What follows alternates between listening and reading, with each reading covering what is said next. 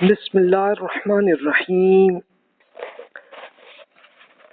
مطالعہ علوم الحدیث کی ہم اسٹڈی کر رہے ہیں، اور آج ہمارا ایک ٹاپک ہے علوم الحدیث کی کتابیں کون سی ہیں، اسکالرز کون سے ہیں، اور اصطلاحات کی ٹرمینالوجی کیا عام طور پر استعمال ہوتی ہے کہ جو حدیث کی ریسرچ میں ہوتی ہے۔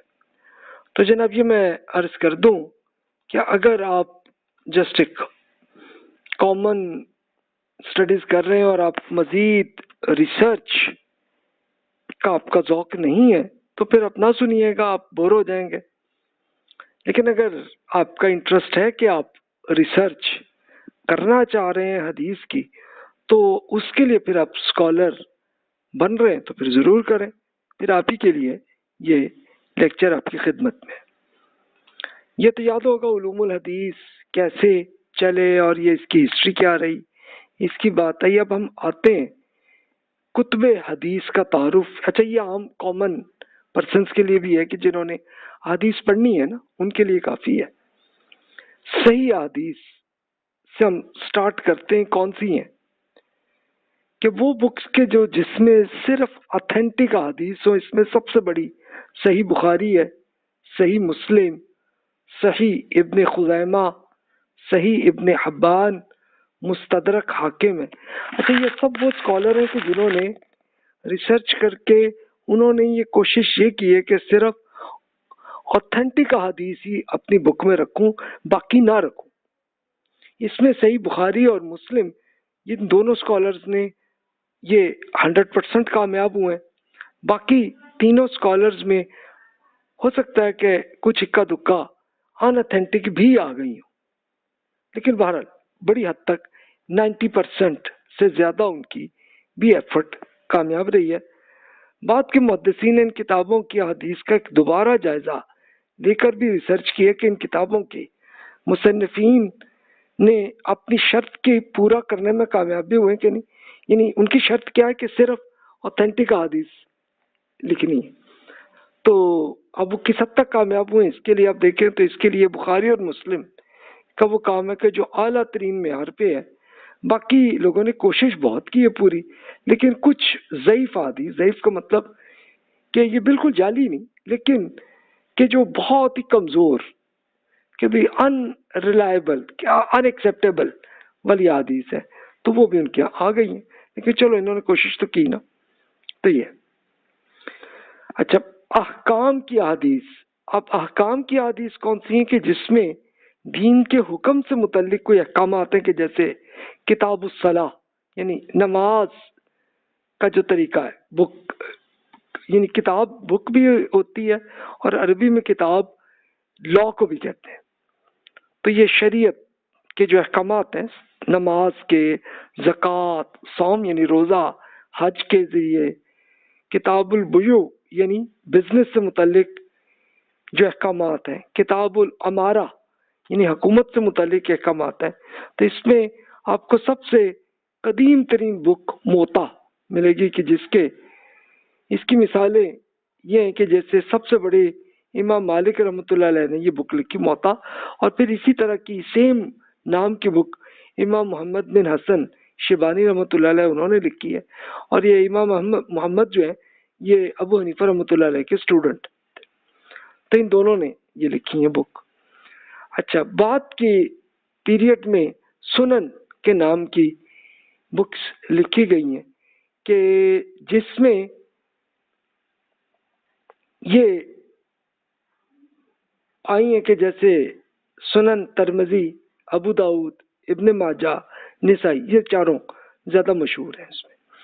اچھا، امام مالک رحمۃ اللہ علیہ کی جو بک ہے موطا جو ہے، اس کی ایک یہ خوبی ہے کہ اس میں سند کے اعتبار سے، سند سے مراد کہ اس کے نیریٹرز کی پوری ریسرچ کر کے بالکل ریلائبل بندوں کی وہ حدیثیں اکٹھی ہوئی ہیں، اور اس لیے موطا امام مالک کی جو بک ہے اسی کو بخاری اور مسلم دونوں کی بک کے اندر یہ انہوں نے یعنی سمجھ لیں کاپی پیسٹ ہی بخاری اور مسلم نے بھی اس کو کر لیا۔ تو یہ ایڈوانٹیج ہے۔ تو میں آپ سے مشورہ یہی دوں گا کہ آپ بکس پڑھنی شروع کریں تو موتا ہی سے آپ شروع کر لیں کہ اس میں وہ ساری احادیث آپ کو مل جائیں گی کہ جو اوتھینٹک ہے اور جس کا آپ کا پریکٹیکل کوئی تعلق ہے تو وہ ہے. اچھا وہ آپ پڑھ لیں، پھر اس کے بعد بخاری اور مسلم پڑھ لیجئے گا کہ اس میں پھر اور احادیث بھی آپ کو مل جائیں گی کہ جو موتا میں نہیں ہے لیکن اور بھی ہیں. اس کے بعد پھر آپ سنن والی بکس جو ترمذی، ابو داؤد، ماجہ، ابن ماجہ اور نسائی کی بکس ہیں، اچھا یہ ان کے ہاں یہ یاد رکھیے گا کہ اس میں صحیح کا مطلب ریلائبل احادیث بھی ہیں اور ضعیف احادیث بھی ہیں. ضعیف کا مطلب ان ریلائبل، کہ ریلائبل نہیں ہے اتنی، تو وہ بھی ہیں اس میں. اچھا سنن کی اور بکس بھی ہیں کہ جس کے بہقی، دار قطنی اور دارمی ہے، تو ان سکالرز نے بھی یہی کیا کہ سنن سے مراد کہ جو پریکٹیکل کام سے متعلق حدیث ہیں تو وہ انہوں نے اکٹھی کی ہیں. اچھا لیکن اس میں اوتھینٹک بھی ہیں، ان اوتھینٹک بھی ہیں، لیکن ایک خوبی ان ساری بکس کی ہے کہ اس کے مصنف نے بک کے اندر لکھا ہوا ہے پورا کہ یہ جناب اس حد تک ریلائبل ہے، اس حد تک نہیں ہے، آپ کو پتہ چل جاتا ہے. مثلا ترمذی ہیں یا ابو داؤد صاحب ہیں تو یا نسائی ہیں، یہ سارے لکھتے ہیں اس میں کہ یہ جناب حاضہ کے ساتھ لکھتے ہیں کبرا، وسطی، صغرا. یعنی کبرا کا مطلب ٹاپ ریلائبل ہے، وسطی یعنی درمیانی لیول کی ہے، اور صغرا وہ ہے کہ جو ایک کمزور قسم کی یہ حدیث ہے. تو اس طرح انہوں نے لکھی ہیں. تو جناب اس طرح آپ کو پتہ چل جاتا ہے کہ یہ جناب کس حد تک سٹیٹس ہے اس حدیث کا. اچھا راوی صحابہ کی ترتیب پر بھی بکس لکھی گئی، جس کی سب سے بڑی مثال مسند احمد بن حنبل رحمۃ اللہ علیہ اسکالر جو کہ فقہ کے بھی اسکالر ہیں اور انہوں نے یہ بک لکھی ہے. تو یہ اس کو مسند کہتے ہیں. مسند کا مطلب کہ صحابی کے نام سے انہوں نے چیپٹر اس طرح سے بنا دیے. یعنی مثال کے طور پہ ابو ہریرہ رضی اللہ عنہ کی بکس وہ ایک ہی چیپٹر میں مل جائیں گی. اسی طرح کچھ اور صحابی سیدہ عائشہ رضی اللہ عنہ کی حدیث وہ ایک طرف مل جائیں گی. اسی طرح عمر رضی اللہ عنہ کی ایک طرف. تو یعنی انہوں نے اس طرح سے یہ کیا. اچھا لیکن یہ یاد رکھیے گا کہ احمد بن حنبل رحمۃ اللہ علیہ نے صرف احادیث کو اکٹھا کیا، اس کی انہوں نے ریسرچ نہیں کی کہ جناب کون سی ریلائبل ہے کون سی نہیں ہے. تو اس لیے یہ ایک ویکنس ہے. لیکن احمد بن حنبل رحمۃ اللہ علیہ کی بک کو آپ یوں کہہ لیجئے کہ ایک طرح کی ایک لائبریری ٹائپ کی ایک یہ بک بن گئی کہ ہر صحابی کے نام سے جو بھی وہ چیپٹر انہوں نے بنا دی. اچھا اسی طرح کے کچھ اور اسکالرز نے بھی لکھی، جیسے ابو عوانہ، ابو داؤد طیالسی، علی بن جعد، بزار، حمیدی، ابن مبارک، ابن راہویہ، شافعی، سراج، سعید بن منصور، سفیان بن عینیہ. یہ اسکالرز ہیں رحمۃ اللہ علیہ، سب نے اسی طرح سے ان کا فارمیٹ یہ رہا. اچھا کچھ اسکالرز نے اساتذہ کے لحاظ سے چیپٹر بنا کے بکس لکھی کہ اپنے یعنی جو بھی مصنف ہیں انہوں نے اپنے ٹیچر کے نام سے وہ ساری حدیثیں جو ان سے سیکھی ہیں وہ ساری کر دیں. یہ طریقہ ان کتابوں کو معجم کہتے ہیں. اس کے ایگزامپل ہیں جو مشہور ہیں، طبرانی اسکالر کی یہ کتاب ہے معجم کبیر، اوسط اور صغیر. یعنی کبیر کا مطلب بڑی، اوسط درمیانی اور صغیر چھوٹی. یعنی یہ تین فارمیٹ انہوں نے بنا دیے. ابن عساکر کی بک ہے معجم، انہوں نے بھی ایسی لکھی تھی کہ اپنے ٹیچر کے لحاظ سے انہوں نے چیپٹر ایسے بنا دیے. تو آپ کو اس میں استعمال کرنا بڑا مشکل ہوتا ہے. اس لیے میں سٹارٹ کے لیے مشورہ یہی دیتا ہوں کہ آپ سٹارٹ کر لیں موطا، پھر بخاری، مسلم. وہ جب آپ کر لیں تو پھر اس کے بعد مزید آپ پہ شوق ہو تو اس کے بعد یہ ترمذی، ابو داؤد، ابن ماجہ، نسائی ان کی پڑھ لیں، اور کچھ اور یہ اسکالرز جن کے نام میں نے کر دیے وہ کر لیں. پھر یہ جب آپ کی کمپلیٹ ہو جائے تو پھر آپ احمد بن حنبل کی پڑھ لیں، پھر اور ان سب اسکالرز کی جن کے آگے چل رہا ہے ان کی آپ اس کے بعد پڑھ لیجیے گا. احادیث اور آثار سے بکس بھی لکھی گئی ہیں.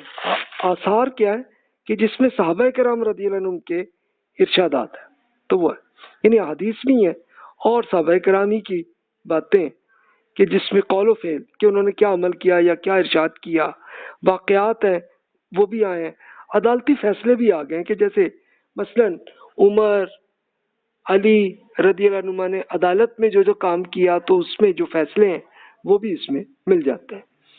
اس میں خاص طور پہ اس کے مصنف ابن ابی شیبہ، پھر عبد الرزاق بہقی رحمۃ اللہ علیہ ان سب نے یہ لکھی ہیں بکس.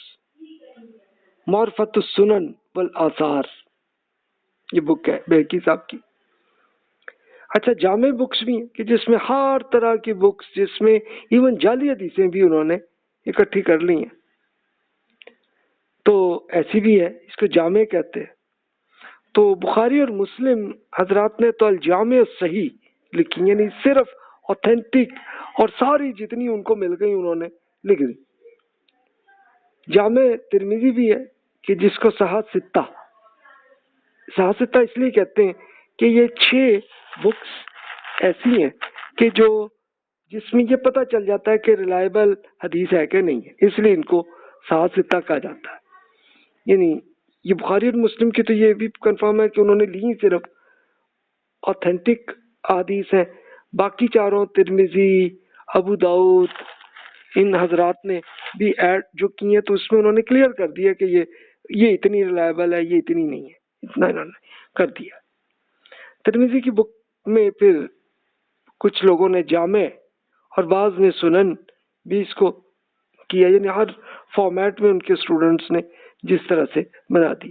جلال الدین سیوطی صاحب نے جمع الجوامع، انہوں نے یہ کوشش کی ہے ساری بکس کو اکٹھا کر کے، چاہے وہ اوتھینٹک ہے یا جعلی ہے یا ریلائبل ہے یا ان ریلائبل ہے یا کوئی کمزور ہے، یہ ساری اکٹھی کر دی انہوں نے. تو اس کا فائدہ کیا ہوتا ہے کہ جامع الجوامع میں وہ حدیث مل جاتی ہے کہ جس کا آپ ٹارگٹ کر کے سرچ کرنا چاہ رہے ہیں. اس کے لیے اجزاء کی بھی بکس ہیں. اجزاء کیا ہوتی ہیں؟ جس کو جز یعنی حصہ، جیسے امام بخاری کی ایک ہے الادب المفرد.